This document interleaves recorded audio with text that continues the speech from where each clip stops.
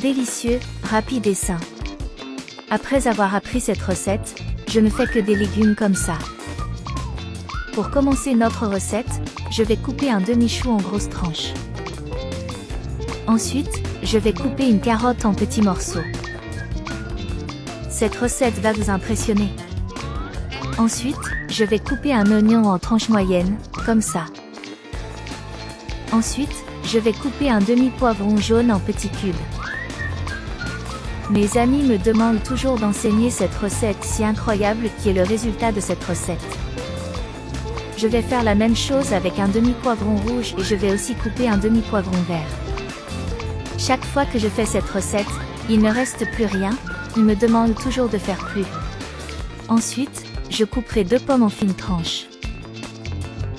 Profitez-en et dites-moi si vous avez des recettes différentes utilisant des carottes, des pommes et des poivrons, je vais adorer en savoir plus sur vos recettes préférées. Et enfin, je vais couper 2 pommes de terre en morceaux moyens, comme je le fais.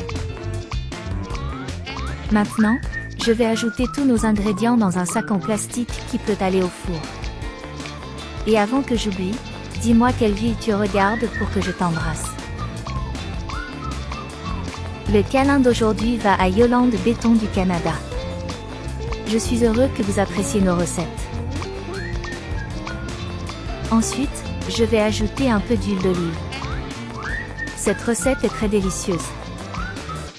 Une cuillère à café de sel. Une demi-cuillère à café de poivre noir. Une cuillère à café de paprika et enfin une cuillère à café de thym. Maintenant, je vais fermer notre sac en plastique et le remuer un peu pour bien étaler les épices. C'est devenu l'une de mes recettes préférées depuis la première fois que je l'ai goûté. Ensuite, je vais le mettre dans un moule et le mettre au four pendant 40 minutes à 180 degrés. Regardez comment notre recette est devenue. Je ne doute pas que vous et votre famille aimerez cette recette, faites-la chez vous et ensuite venez me dire ce que vous en pensez. Dès que je l'aurai sorti du four, je mettrai notre recette dans un récipient. Maintenant, notre recette est prête. Avez-vous vu comment nous avons réussi à faire une recette délicieuse avec peu d'ingrédients? Je suis sûre que vous reviendrez ici pour me remercier d'avoir appris à faire cette merveilleuse recette. Je ne doute pas que cette recette fera partie de sa routine si délicieuse qu'elle reste, tout le monde à la maison aime. J'espère que vous avez aimé cette recette. Merci beaucoup d'avoir vu cette vidéo jusqu'ici, je vous verrai dans la prochaine vidéo. Au revoir.